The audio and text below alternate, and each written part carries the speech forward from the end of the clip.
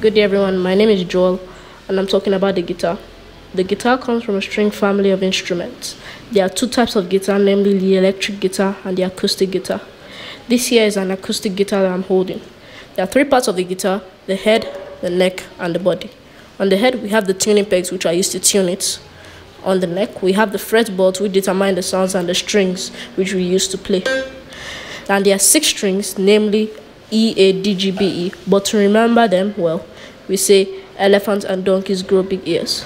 And on the body, we have the sound hole, which is like a speaker without electricity. It amplifies the sound. We also have the string pegs, which we put the string through so that it can go to the tuning pegs. That's all for now.